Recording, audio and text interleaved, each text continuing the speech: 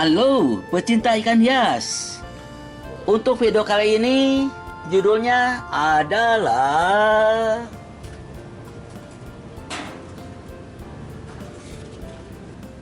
telah ditemukan metode baru budidaya cacing sutra tanpa air mengalir.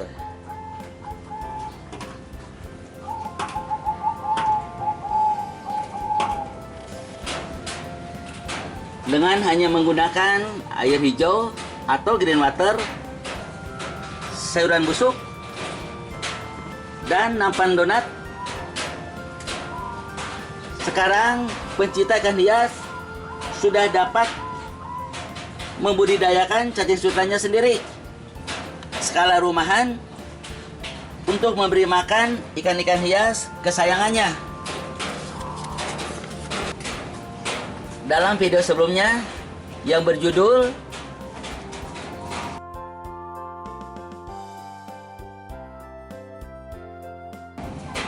saya sudah menerangkan bagaimana cara memperlakukan cacing sutra supaya bertahan hidup lama dan tidak cepat mati. Tetapi setelah dia mati dalam 1 minggu, ternyata cacing sutranya bukan hanya bertahan hidup saja, tetapi ada bonusnya, yaitu tambahan cacing sutra. Hal ini terbukti dari 7 kantong plastik yang saya beli, setara dengan 7 wadah makanan burung. Ternyata ada 1 wadah tambahan setiap minggunya. Sebagai contoh, saya beli 7 kantong cacing sutra hari Kamis tanggal 7 Maret tahun 2024, dan sekarang hari Kamis juga tanggal 14 Maret tahun 2024, yang setiap harinya saya mengambil sedikit demi sedikit dari tiap nampan sampai 1 wadah full untuk memberi makan ikan-ikan koki yang saya pelihara. Secara teoritis, 7 kantong yang saya pelihara seharusnya hari Rabu kemarin habis tanpa sisa. Tetapi kenyataannya sekarang di hari ke-8 masih tersisa sebanyak ini. Ketujuh sisa cacing sutra ini akan saya satukan menjadi 1 nampan saja untuk mempermudah pengambilan 1 wadah lagi. Dan nampan-nampannya siap dipakai kembali untuk menyimpan 7 plastik cacing sutra yang barusan saya beli untuk periode 1 minggu ke depan. Sebelum 7 nampan yang akan saya satukan menjadi 1 nampan, maka air yang berada di dalam nampan ini akan saya buang terlebih dahulu ke wadah ember ini, dan akan diisi lagi menggunakan green water atau air hijau. Ini keadaan setelah sisa cacing sutra yang berada di dalam 7 nampan disatukan dalam 1 nampan saja. Terlihat cacing sutranya berada di dalam balutan sayuran yang busuk yang merupakan makanannya. Dan air kotornya jangan dibuang, bisa digunakan sebagai pupuk organik cair untuk menyuburkan tanaman. Dan bila dibiarkan 5 atau 6 hari akan timbul kutu-kutu air yang juga merupakan makanan hidup untuk ikan-ikan kecil.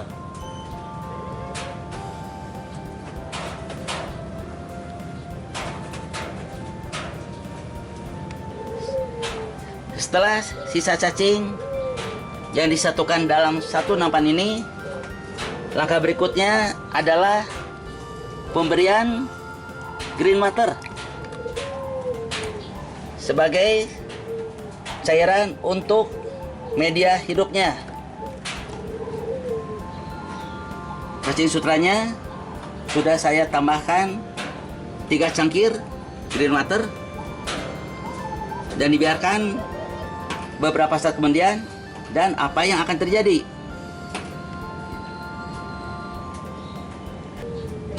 Sekarang waktunya cacing-cacing sutra ini dipindahkan ke nampan yang sudah kosong. Tetapi terlebih dahulu setiap nampannya diberikan pembusukan sayuran.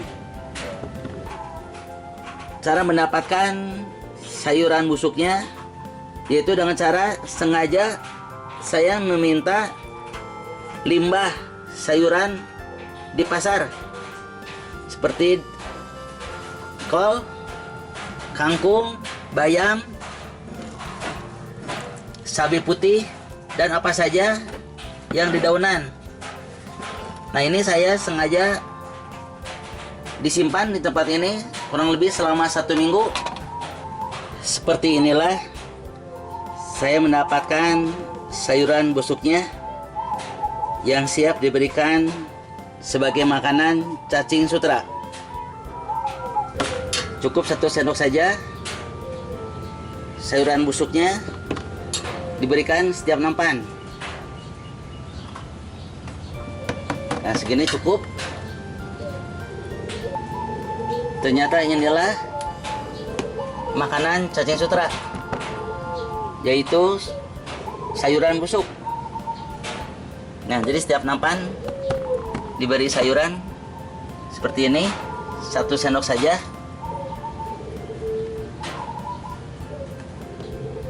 Sebelum cacing sutranya dimasukkan ke setiap nampan, maka air yang berada di dalam plastik ini akan saya buang dulu, dan saya akan ukur apakah betul 1 kantong plastik ini isinya 1 wadah makanan burung ini. Dan saya ukur apakah cacing sutranya 1 kantong plastik ini isinya 1 wadah. Ternyata betul, kurang lebih 1 kantong plastik ini isinya adalah 1 wadah makanan burung. Dan ini setiap hari sebanyak inilah yang saya berikan untuk memberi makan ikan-ikan koki saya. Ketujuh plastik cacing sutra sudah saya masukkan ke dalam setiap nampan dan siap diberikan green water. Nah, ini green water saya berikan setiap nampannya kurang lebih 2 cangkir saja.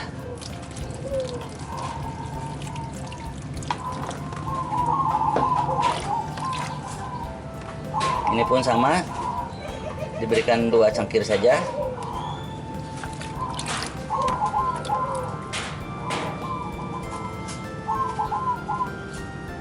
Dan ini keadaan kurang lebih 10 menit setelah diberikan air hijau. Ini keadaan sisa 7 nampan yang saya biarkan kurang lebih 10 menit. Dan ini hasilnya. Terlihat cacingnya keluar semua dengan merah menggoda. Sekarang saya akan mengambil bonus tambahan cacing sutra yang akan saya berikan untuk makanan ikan-ikan koki saya. Nah, inilah bonus yang didapat selama 1 minggu. Ini hari ke-8 yang saya ambil cacingnya. Padahal saya membeli 7 kantong plastik. yang setiap harinya saya ambil satu wadah untuk diberikan kepada ikan koki saya. Dan sekarang hari ke-8 masih ada sisa sebanyak ini. Dan inilah merupakan bonusnya, yang berarti cacing sutranya berkembang, bertambah banyak. Inilah tambahan satu wadah makanan burung dalam tempo 7 hari. Ini keadaan keesokan harinya, hari Jumat tanggal 15 Maret tahun 2024. Ternyata masih ada bonus tambahan sebanyak ini. Luar biasa. Ternyata si cacing sutranya benar-benar berkembang biak. Hal ini tentunya sangat menggembirakan bagi pembudidaya cacing sutra tanpa aliran air mengalir. Dan sekarang saya akan mengambil bonus tambahan untuk memberi makan ikan koki-koki saya. Sekarang saya akan mengambil cacing sutra ini. Ini sangat bersih. Dan ini pun saya ambil. Lumayan ada bonus tambahan. Ternyata selama 7 hari cacing sutranya bertambah banyak. Nah, lumayan bisa untuk memberi makan hari ini koki-koki kesayangan saya. Inilah kenikmatan budidaya cacing sutra. Selain cacingnya didapatkan fresh, segar, dan hidup, juga ada bonus tambahannya.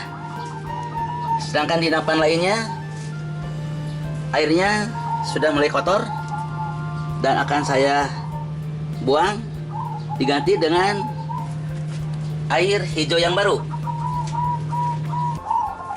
Karena menggunakan air yang tidak mengalir, maka cara maintenance-nya setiap hari atau 2 hari sekali, tergantung situasi dan kondisi, air kotornya harus dibuang dan diganti dengan air hijau baru yang masih fresh.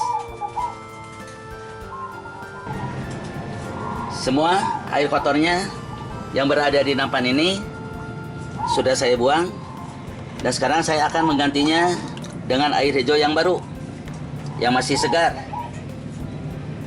Cukup 2 cangkir saja. Ini pun sama.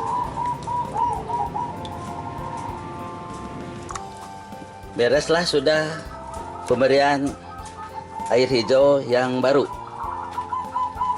sehingga didapatkan nampan dengan air hijau yang fresh. Hal ini memungkinkan cacing sutranya betah, tidak mati, dan bisa berkembang biak. Sekarang waktunya saya memberikan pakan hidup berupa cacing sutra yang masih fresh ke ikan-ikan koki kesayangan saya. Sebelum cacingnya dimasukkan ke dalam akuarium, maka filternya saya akan matikan supaya cacingnya tidak terisap oleh pompa celup. Sekarang saya akan memberikan cacing sutra ini ke koki lionhead yang besar.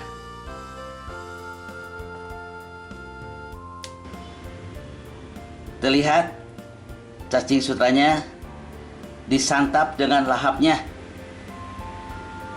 karena ikan koki paling suka makanan hidup, yaitu cacing sutra ini. Dan pertumbuhannya akan menjadi lebih cepat, badannya jadi besar, genut-genut.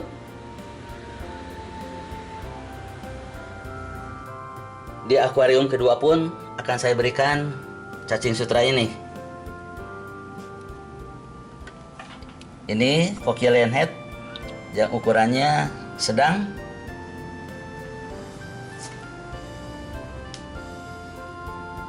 Juga disantap dengan lahapnya. Sekarang giliran akuarium ketiga. Akan saya berikan juga cacing sutra yang barusan saya ambil. Nah, saya akan berikan di sini saja, di ujung. Dan apa yang terjadi? Waduh,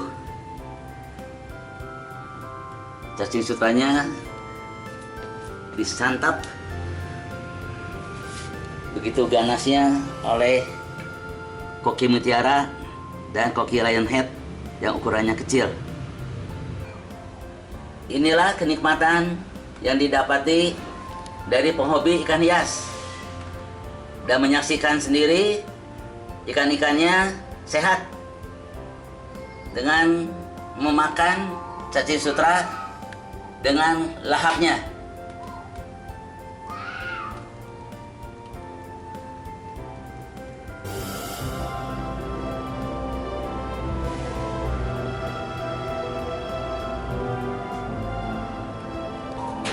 Dengan telah dipeliharkannya, ada penambahan cacing sutra sedikitnya 1 wadah makanan burung dalam 1 minggu, yang berarti cacing sutranya berkembang biak.